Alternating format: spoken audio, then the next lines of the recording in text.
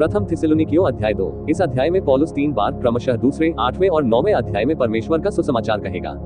यह आदर्श सेवक पौलुस के बारे में है। सुसमाचार का अर्थ है शुभ समाचार। तो फिर सुसमाचार पर विश्वास करने के लिए यहूदियों और अन्य जातियों को क्या करना होगा? उन्हें विश्वास करना होगा। ईसा चरित, मैं उस सुसमाचार की घोषणा करता हूँ जिसके द्वारा तुम बच जाते हो, कि पवित्र शास्त्र के अनुसार मसीह हमारे पापों के लिए मरा और गाड़ा गया और पवित्र शास्त्र के अनुसार तीसरे दिन जी भी उठा। प्रथम कुरिन्थियों 15 के 1 से 4। अतः शास्त्रों के अनुसार यह पुराने नियम के अनुसार है, क्योंकि उसकी मृत्यु पापों के लिए है। उनकी भविष्यवाणी की गई थी और उसके दफन और पुनरुत्थान की भी भविष्यवाणी की गई थी। परंतु ये तथ्य कि वह हमारे पापों के लिए भी रहस्यपूर्वक मरा केवल प्रेरित पौलुस को ही ज्ञात था। अतः जब हम उस सुसमाचार पर विश्वास करते हैं तो परमेश्वर अपने पुत्रों की धार्मिक आत्मा को मुफ्त उपहार के रूप में उन सभी को प्रदान कर रहा है जो उद्धार करने वाले सुसमाचार पर विश्वास करते हैं।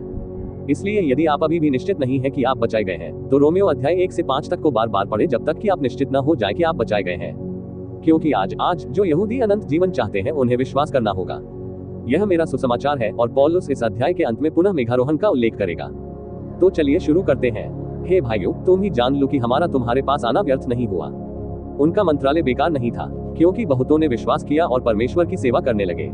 लेकिन उसके बाद भी हमें बहुत कष्ट सहना पड़ा था और हमारे साथ शर्मनाक व्यवहार किया गया था।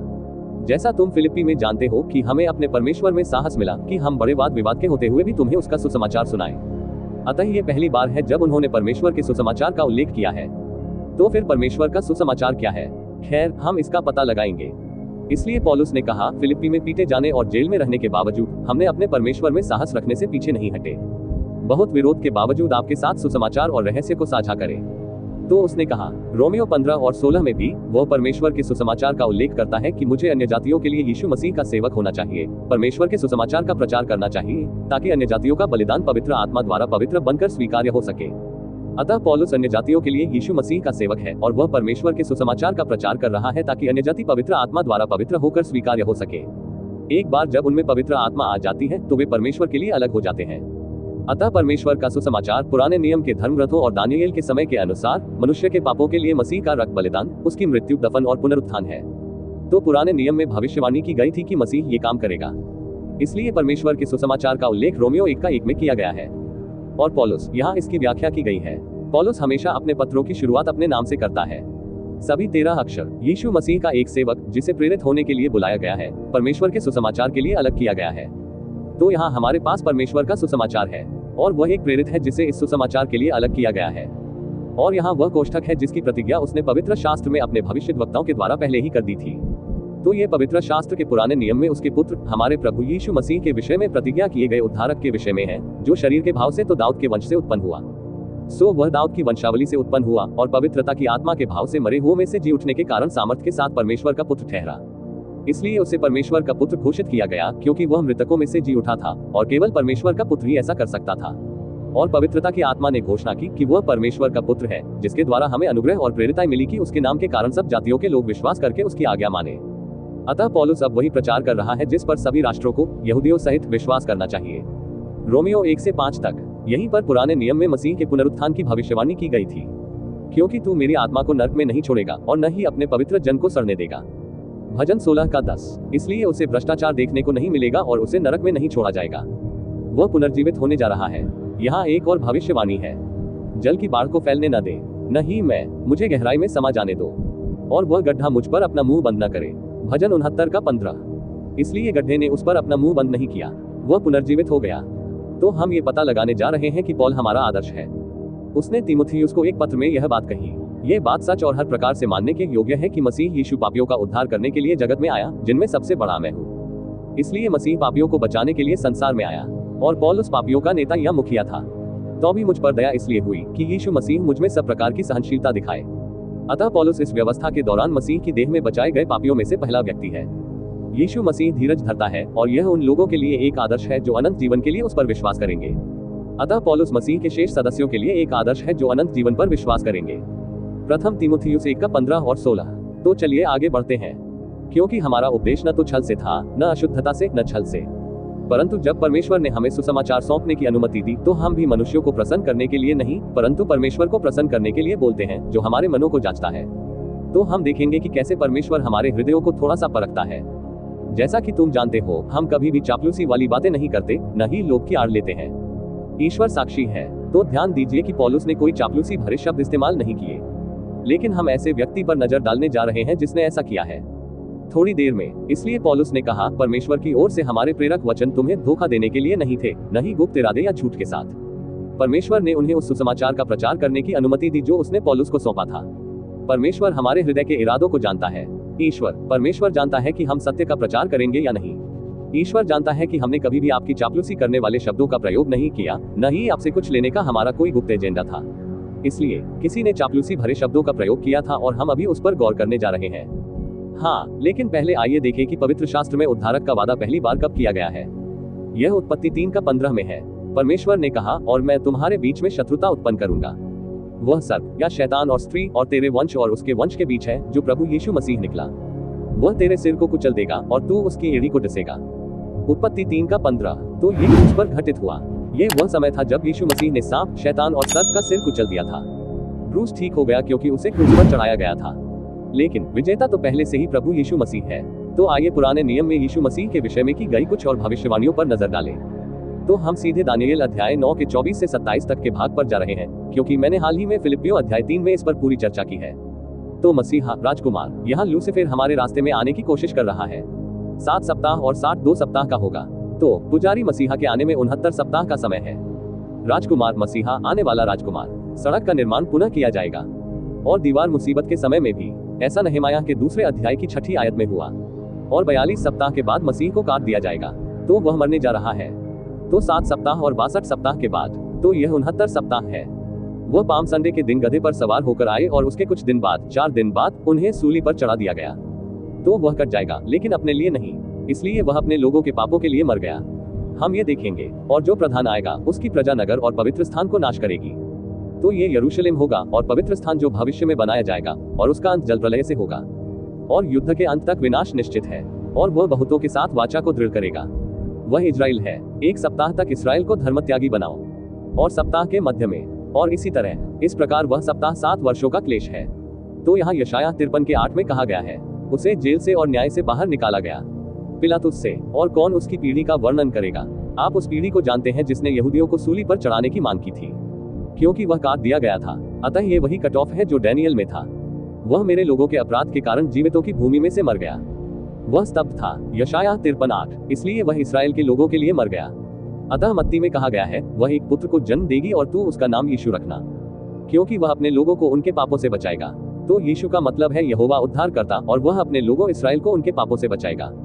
मत्ती 1:21। और फिर जब यीशु बड़ा हुआ और उसने अपनी सेवकाई आरंभ की, तो उसने अन्यजाति स्त्री से कहा, मैं किसी अन्यजाति के पास नहीं, परंतु इस्राएल के घराने की खोई हुई भेड़ों के पास भेजा गया हूँ। मत्ती 15:24। इसलिए जब यीशु मसीह पृथ्वी पर था तब मूसा का नियम लागू था, और हम पौलुस के माध्यम से ये देखेंगे। पौलुस ने कहा, परंतु जब समय पूरा हुआ। अतः पौलुस पुष्टि कर रहा है कि यीशु मसीह दानियेल के 490 वर्ष के अनुसार आया। परमेश्वर ने अपने पुत्र को एक स्त्री से उत्पन्न करके भेजा, अतः व्यवस्था के अधीन कुंवारी बनी। अतः जब यीशु मसीह पृथ्वी पर थे तब अनुग्रह नहीं बल्कि व्यवस्था प्रभावी थी। और पौलुस ने भी पुष्टि की कि वह इस्राएल आया था। अब मैं कहता हूं कि यीशु मसीह परमेश्वर की सच्चाई के लिए खतना किए हुए लोगों का सेवक था, ताकि पूर्वजों से की गई प्रतिज्ञाओं को पुष्ट करे, अर्थात उनके पूर्वज अब्राहम, इसहाक और याकूब थे। अतः यीशु मसीह खतना किए हुए लोगों का सेवक था। यहूदियों का उद्देश्य परमेश्वर की सच्चाई के लिए इस्राएल से किए गए सभी वादों की पुष्टि करना है।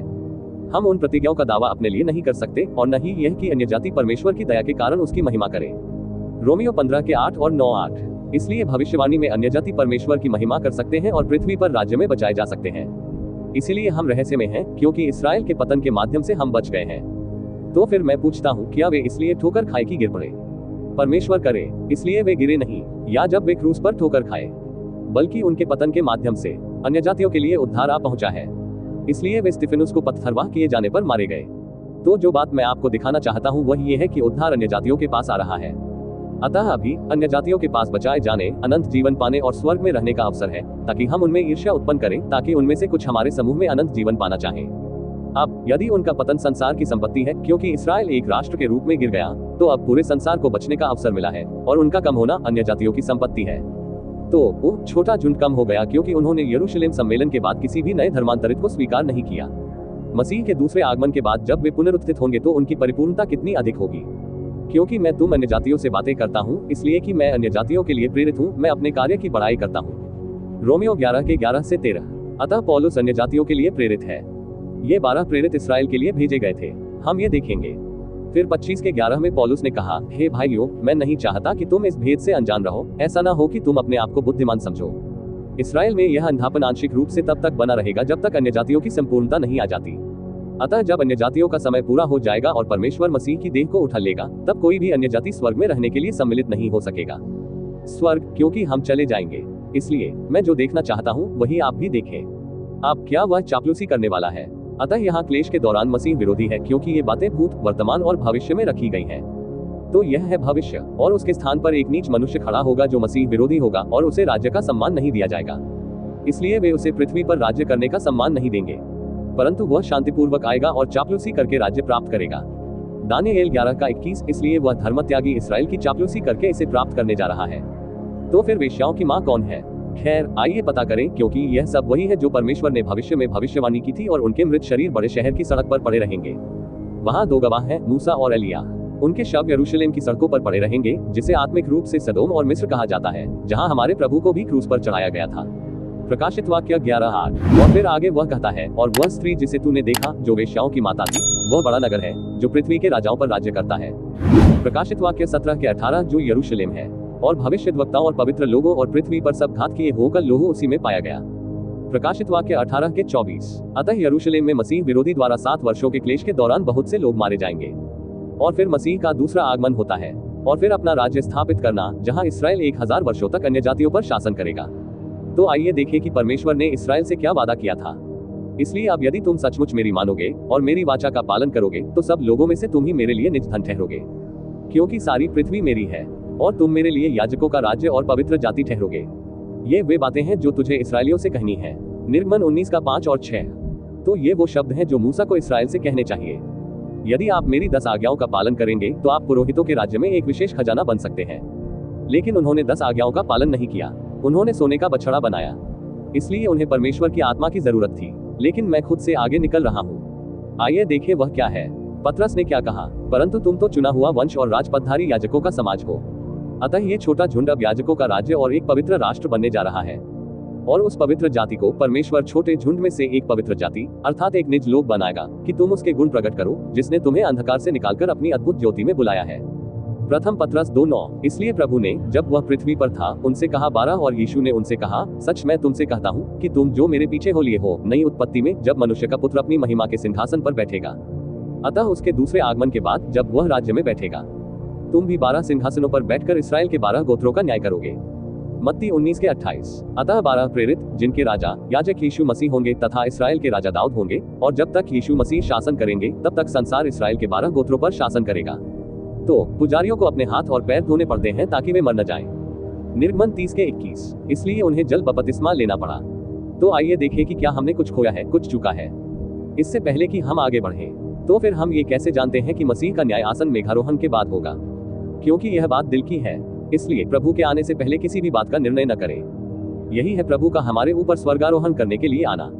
वह अंधकार की छिपी बातें ज्योति में लाएगा और मन की युक्तियों को प्रकट करेगा, और तब हर एक मनुष्य को परमेश्वर की स्तुति मिलेगी। पहला कुरिन्थियों 4:5। अतः जो कोई मसीह के न्याय आसन तक पहुंचेगा, उसे परमेश्वर की ओर से प्रशंसा मिलेगी कि वह वहां तक पहुंचा है।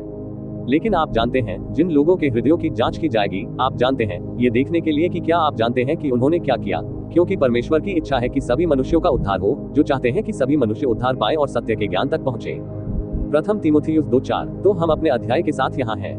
पद 6। न तो मनुष्यों की खोज की गई, न ही हम आप पर गर्व करते हैं, और न ही दूसरों के, जबकि हम मसीह के प्रेरितों के रूप में बोझ बन सकते थे। इसलिए वे मसीह के प्रेरित थे, क्योंकि पौलुस को मैसेडोनिया से आए व्यक्ति का दर्शन मिला था, जिसमें उसने कहा था, यहाँ आओ और हमारी मदद करो, और इसलिए उन्होंने सोचा कि प्रभु ने उन्हें यूरोप जाने के लिए बुलाया है। सो पौलुस ने उनसे कहा, हमने तुमसे यश या धन चाहा नहीं, पर जिस प्रकार एक नर अपने बालकों का पालन पोषण करती है, उसी प्रकार हम भी तुम्हारे बीच में कोमल व्यवहार करते रहे। हम तुम्हारी लालसा करते हुए न केवल परमेश्वर का सुसमाचार, परंतु अपना अपना प्राण भी तुम्हें देने को तैयार थे, क्योंकि तुम हमें प्रिय थे। हे भाइयों, तुम हमारा कठिन परिश्रम स्मरण रखते हो कि हम रात दिन परिश्रम करते हैं, क्योंकि हम नहीं चाहते कि तुम में से किसी पर भार हो। हमने तुम्हें परमेश्वर का सुसमाचार सुनाया। तो यह आखिरी 2 बार था जब उन्होंने उल्लेख किया कि उन्होंने सुसमाचार परमेश्वर का 3 बार उल्लेख किया है। अब प्रेरित ने वचन का दूध पिलाया। आप जानते हैं, पुराने नियम में देखें तो शुरुआत में धीरे धीरे एक माँ अपने आप को बलिदान के रूप में दे देती है। प्रिय नन्हे मुन्नो, आपके प्रति हमारे स्नेह ने हमें न केवल सुसमाचार बल्कि अपनी आत्मा भी देने तथा अपना सब कुछ साझा करने के लिए तैयार किया, क्योंकि आप हमारे लिए बहुत प्रिय थे। तो हमने यहाँ कुछ चीजें देखी। हम सिखाते हैं कि यीशु मसीह ने लगभग 2000 साल पहले इजराइल के लिए अपनी सांसारिक सेवकाएं करना बंद कर दिया था और प्रेरित पौलुस के माध्यम से अपनी स्वर्गीय सेवकाएं शुरू की थी, जो प्रेरितों के काम 9 में शुरू हुई और मेघारोहण पर समाप्त हुई। इसलिए परमेश्वर ने अन्य जातियों को त्याग दिया। परमेश्वर ने अन्य जातियों को बाबेल के गुम्मट पर छोड़ दिया, लेकिन अब वह उन्हें एक और मौका दे रहे हैं। इसलिए बाबेल की मीनार के बाद परमेश्वर ने अब्राहम से अपना राष्ट्र बनाया, लेकिन अब वह गैर यहूदियों को एक और मौका दे रहा है। प्रेरित पौलुस और बेबीलोन का टॉवर वेश्याओं की मां का चित्र था, क्योंकि एक समान एक विश्व सरकार और एक विश्व धर्म मसीह विरोधी के अधीन होगा। प्रेरित पौलुस चाहता है कि अधिक से अधिक लोग रहस्य और मेघारोहण को समझें। इसलिए जब हम प्रेरितों के काम को पढ़ते हैं तो पाते हैं कि यहूदी पौलुस से नफरत करने का कारण यही था जो उन्होंने यहाँ कहा, और जब उन्हें न पाया तो यासोन और उसके कुछ भाइयों को नगर के हाकिमों के पास खींचकर यह चिल्लाने लगे कि ये लोग जिन्होंने जगत को उल्टा पुल्टा कर दिया है, यहाँ भी आ गए हैं। प्रेरितों के काम 17। सो पौलुस, सिलवानुस या सीलास और तीमुथियुस थिस्सलुनीके के आराधनालय में आए, और इसलिए थिस्सलुनीका के यहूदी कह रहे हैं कि उन्होंने दुनिया को उल्टा कर दिया है, क्योंकि अब व्यवस्था बदल गई है। अब अन्य जातियों अर्थात यहूदियों को परमेश्वर के पास आने के लिए अन्य जातियों के पास आना होगा। आप जानते हैं, जब मूलतः ये विपरीत था तब ऐसा होना चाहिए था, क्योंकि इसराइल की भूमिका तब तक स्थगित कर दी गई है जब तक कि अन्य जातियों की पूर्णता नहीं आ जाती। परमेश्वर इसराइल या यहूदियों को राज्य के याजक के रूप में इस्तेमाल नहीं कर रहा है। आज अन्य जातियों और यहूदियों के पास यीशु मसीह की मृत्यु, दफनाए जाने, क्रूस पर मृत्यु, कब्र में दफनाए जाने और पुनरुत्थान पर सीधे विश्वास करके परमेश्वर के साथ मेल मिलाप करने का अवसर है। आज अन्य जातियों को इसराइल के याजक के माध्यम से जाने या इसराइल को आशीर्वाद देने या केवल यीशु मसीह पर सीधे विश्वास करने से ही बचाया जाता है, जो हमारा एकमात्र मध्यस्थ है। प्रथम तीमुथियुस 2:15। पौलुस ने कहा, यदि तुमने परमेश्वर के उस अनुग्रह के प्रबंध का समाचार सुना हो जो मुझे दिया गया है, तो तुमको भी दे दो। इफिसियों 3:2। अतः अनुग्रह की एक व्यवस्था को ईश्वर की समय सीमा में जोड़ दिया गया है, या आप जानते हैं उसमें सम्मिलित कर दिया गया है। कब? यह एक रहस्य है। परमेश्वर अनुग्रह के प्रबंध के दौरान मसीह के शरीर को स्वर्गीय स्थानों में रहने के लिए बना रहा है।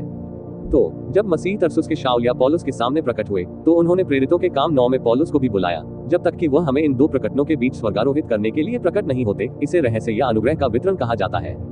जब मसीह का सुसमाचार प्रचार किया जा रहा है, इस प्रकार बाइबल की पुस्तकें एक समरेखा बनाती हैं। हमारे पास उत्पत्ति से प्रेरितों के काम 9 तक का अध्याय है, जो पृथ्वी पर राज्य में बिताए गए समय के बारे में है। फिर हमारे पास रोमियो से फिलेमोन तक की पुस्तक है, जो स्वर्ग में रहने वाले पौलुस के समूह के बारे में है, जिसमें प्रेरितों के काम एक संक्रमणकालीन पुस्तक है। फिर हमारे पास इब्रानियों से प्रकाशित वाक्य तक की पुस्तक है, जिसमें क्लेश से गुजरने, मसीह के दूसरे आगमन, उसके 1000 वर्ष के शासन की स्थापना के बारे में अधिक जानकारी है। खैर, जब राज्य का सुसमाचार प्रचार किया जाता है, इसलिए पौलुस ने पुराने नियम के शास्त्रों का उपयोग ये दिखाने के लिए किया कि उसी प्रभु ने अस्थायी रूप से सभी लोगों को नए निर्देश देने आरंभ कर दिए थे, क्योंकि परमेश्वर ने भविष्यवाणी किए गए एक समूह अर्थात मसीह के शरीर को स्वर्ग में रहने के लिए बचाना शुरू कर दिया है। सो वे बिरिया के आराधनालय में भाग गए। तो इसके बजाय यहूदी अन्य जातियों के पुजारी हैं, इसलिए यहूदी और अन्य जाति एक ही स्तर पर हैं और उन्हें एक ही सुसमाचार पर विश्वास करना होगा।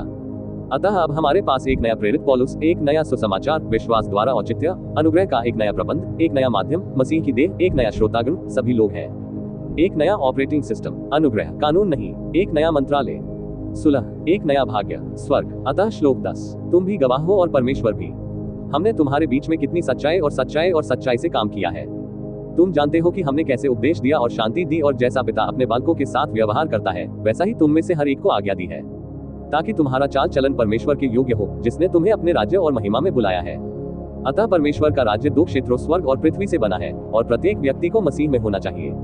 इसलिए पौलुस ने कहा, जैसा पिता अपने बच्चों के साथ करता है, वैसे ही हम तुम में से हर एक को प्रोत्साहित, दृढ़ और निर्देशित करते हैं कि तुम परमेश्वर के राज्य और महिमा के योग्य चाल चलो। पैदल चलना ईश्वर और दूसरों की सेवा का जीवन है। इसी कारण हम परमेश्वर का धन्यवाद निरंतर करते हैं कि जब हमारे द्वारा सुना हुआ परमेश्वर का वचन तुम्हारे पास पहुंचा, तो मनुष्यों का नहीं, परंतु परमेश्वर का वचन समझकर और सचमुच ऐसा ही है, ग्रहण किया, और वह तुम में जो विश्वास करते हो प्रभावशाली है। सो उन्होंने ये शब्द सुने, क्योंकि थिस्सलुनीकियों को पत्र अभी तक नहीं लिखा गया था। संभवतः उनके पास केवल गलातियों को लिखा गया पत्र ही था, परंतु उन्हें बस यही सुनने की आवश्यकता थी कि जो कुछ उन्होंने उनसे कहा था वह वास्तव में परमेश्वर का वचन था, न कि मनुष्य का। इसलिए कि विश्वास सुनने से और सुनना परमेश्वर के वचन से होता है। रोमियो 10:17, परमेश्वर के वचन में हमें बदलने और परमेश्वर की सेवा करने के लिए सक्रिय करने की शक्ति है, जबकि मनुष्य के शब्द हमें बदलने या प्रभावित करने में असमर्थ हैं, क्योंकि वे केवल मनुष्य के विचार, राय, कल्पनाएं और बेकार झूठ हैं। कुलुस्सियों 2:8, परमेश्वर का वचन क्या था कि वे विश्वास करने लगे कि परमेश्वर अब एक समूह को स्वर्ग में रहने के लिए बचा रहा है। परमेश्वर अपने वचन से कार्य करता है। अपने लोगों में काम करते हुए, अपनी आत्मा का उपयोग करते हुए। क्योंकि हे भाइयों, तुम परमेश्वर की कलीसियाओं के अनुयायी बन गए हो। जो यहूदिया में हैं, वे जानते हैं कि यहूदिया में कौन से लोग मसीह यीशु में हैं। जैसा उन्होंने अपने देशवासियों से दुख उठाया, वैसा ही तुमने भी उठाया है यहूदियों का। अतः पतरस के दल को यहूदियों से दुख उठाना पड़ा, और थिस्सलुनीकियों को भी। वहां से थिस्सलुनीके के यहूदी और मूर्ति पूजक अन्य जाति, अतः उन्होंने उसका अनुसरण किया। यहूदिया की कलीसियाएं मसीह में हैं, वे सिद्धांत में नहीं परंतु दुख उठाती हैं। अपने ही देशवासियों में से अविश्वासी यहूदियों ने प्रभु यीशु और उनके भविष्यद्वक्ताओं को मार डाला और प्रेरित पौलुस को सताया, जिसने उन्हें मसीह के शरीर में उद्धार पाने में मदद करने की कोशिश की थी। परमेश्वर उनसे प्रसन्न नहीं है और वे सभी मनुष्यों के विरुद्ध हैं। उन्होंने प्रभु यीशु को और अपने भविष्यद्वक्ताओं को भी मार डाला और हमें भी सताया, और ये परमेश्वर को प्रिय नहीं लगे, और वे सब मनुष्यों का विरोध करते हैं और हमें अन्य जातियों से बातें करने से रोकते हैं, जिससे वे उद्धार पा सके उनके पापों को सदैव भरने के लिए, क्योंकि उन पर क्रोध पूरी रीति से आ पहुंचा है। इसलिए परमेश्वर उन अविश्वासी यहूदियों से खुश नहीं है जिन्होंने पहले पतरस और फिर पौलुस के माध्यम से उसके संदेश में बाधा डाली। क्रोध 7 वर्षों का क्लेश और दूसरा आगमन है। परमेश्वर का क्रोध उन सभी पर आ रहा है जो पौलुस के सुसमाचार पर विश्वास करने से इनकार करते हैं। परमेश्वर का क्रोध अविश्वासियों पर आ पड़ा है और आग की झील में दूसरी मृत्यु उनका इंतजार कर रही है। धर्मत्यागी अविश्वासी इसराइल को यीशु मसीह की धार्मिकता प्राप्त नहीं हुई है, परंतु विश्वासी शेष इसराइल के पतरस के समूह को प्राप्त हुई है। रोमियो 16 के 7 में पौलुस ने कहा, अंद्रुनिकुस और यूनियास को जो मुझसे पहले मसीह में थे, नमस्कार, क्योंकि वे छोटे झुंड के विश्वासी थे। जैसा कि पौलुस ने अपने पहले पत्र में लिखा था, प्रेरितों के काम 15 में यरूशलेम की परिषद के बाद से पृथ्वी पर राज्य की पेशकश नहीं की गई है। गलातियों 1:6 से 9 तक और गलातियों 2:7 से 9 तक। 17 परंतु हे भाइयों, जब हम थोड़ी देर के लिए मन से नहीं वरन उपस्थिति से तुमसे अलग हो गए थे, तो बड़ी लालसा से तुम्हारा मुख देखने की और भी अधिक कोशिश की। इसलिए हम अर्थात मैं पौलुस एक बार और बार तुम्हारे पास आना चाहते थे, लेकिन शैतान ने हमें बाधा पहुंचाई। इसलिए यद्यपि हमें आपसे व्यक्तिगत रूप से अलग होने के लिए मजबूर होना पड़ा है, लेकिन ये दिल से नहीं है, क्योंकि हम आपको फिर से देखने के लिए पहले से कहीं अधिक प्रयास कर रहे हैं। संभवतः यहूदियों ने पौलुस की यात्रा योजना में बाधा डाली। प्रेरित पौलुस ने ये पत्र लिखकर शैतान की बाधा को टाल दिया। कभी कभी हमें भी ऐसा ही करना पड़ता है जब कोई हमें रोक रहा हो, कोई ऐसा व्यक्ति जो सच सुनना नहीं चाहता हो। हम शायद एक पत्र के माध्यम से उन तक पहुंच सकते हैं। प्रेरित पौलुस ने प्रेम से कहा, ओह चलो यहाँ चले, क्योंकि हमारी आशा या आनंद या बड़ाई का मुकुट क्या है, वह तो हमारे प्रभु यीशु मसीह के सम्मुख उसके आने पर तुम भी नहीं होगे। इसलिए प्रेरित पौलुस प्रेम पूर्वक उत्तर देता है कि वे सब बातें हैं। उनकी खुशी और आनंद का मुकुट हमारे लोगों को सुशोभित करता है। हम इस ओर अग्रसर हैं। मसीह के लिए हम अनुकरण द्वारा सीखते हैं। प्रेरित पौलुस का जीवन एक उपदेश था। पौलुस चाहता है कि वे याद रखें कि उसने उनके बीच क्या किया, ताकि वे भी वैसा ही कर सके। थिस्सलुनीकियों के लोग इस बात का एक उज्जवल उदाहरण थे कि एक कलीसिया कैसी होनी चाहिए। हम सभी विश्वासी मिलकर परमेश्वर की इच्छा पूरी करने के लिए काम करते हैं, क्योंकि तुम ही हमारी महिमा और आनंद हो। आयत 20 जो समाप्त होता है। पहला थिस्सलुनीकियों अध्याय 2। उन्होंने विश्वास का कार्य किया, प्रेम का श्रम किया, आशा का धैर्य रखा, क्योंकि प्रेरित पौलुस ने ऐसा किया था। थिस्सलुनीकियों का चर्च एक आदर्श चर्च था। मसीह के न्याय आसन पर हमारा आनंद उन लोगों की आत्माओं के लिए होगा जिन्हें मसीह ने हमारे द्वारा आग की झील से बचाया और बचाया है। पौलुस ने फिलिप्पियों से कहा, जो बातें तुमने मुझसे सीखी और ग्रहण की और सुनी और मुझ में देखी, उन्हीं का पालन करो, तब परमेश्वर जो शांति का सोता है तुम्हारे साथ रहेगा। फिलिप्पियों 4:9। हमें वही करना है जो हमारे पैटर्न ने किया। परमेश्वर एक समय में एक व्यक्ति के द्वारा मसीह के शरीर अर्थात नई सृष्टि का निर्माण करता है। अतः हमारे पास स्वर्गारोहण की स्वर्गीय आशा है। आशा का अर्थ है पवित्र आत्मा को धार्मिकता और मेघारोहण की प्रतिज्ञा के साथ प्राप्त करने की आश्वस्त अपेक्षा। पौलुस ने कुलुसियों के अध्याय 15 में उस आशा के विषय में लिखा है जो तुम्हारे लिए स्वर्ग में रखी हुई है, जिसकी चर्चा तुम सुसमाचार के सत्य वचन में पहले ही सुन चुके हो। अतः गलत विभाजनकर्ता मसीह की पार्थिव सेवकाई का अनुसरण करते हैं, परंतु हमारे लिए स्वर्ग का मार्ग निर्धारित है। अतः मंत्रीगण परमेश्वर के वचन की सच्चाई केवल तभी सिखा सकते हैं जब वे उचित रूप से विभाजन करें। हमारी सेवा का उद्देश्य हमारे प्रति उनका प्रेम और उनके प्रति हमारी कृतज्ञता है। सही सिद्धांत सही सोच को जन्म देता है, जिसके परिणाम स्वरूप परमेश्वर की सही सेवा होती है। हम सच साझा करने के लिए बाध्य हैं। सबसे प्रेमपूर्ण कार्य जो हम कर सकते हैं वह है सुसमाचार को साझा करना। प्रथम कुरिन्थियों 15 के 3 और 4। और सही विभाजन। किंग जेम्स बाइबल हमारा अंतिम प्रमाण है। अलौकिक बाइबल का लेखक परमेश्वर है। इसका मूल स्थान बाह्य है, क्योंकि वह जानता है कि भविष्य में क्या होगा। तो यहाँ कुछ किताबें हैं जो आपकी मदद कर सकती हैं। हमारे पास परमेश्वर का रहस्य है, जो 100 पृष्ठों में बाइबल का अवलोकन है। हमारे पास पूर्व क्लेश के मेघारोहण की निश्चितता है। यह इसी रंग में आता है, लेकिन ये काले और सफेद रंग में भी आता है।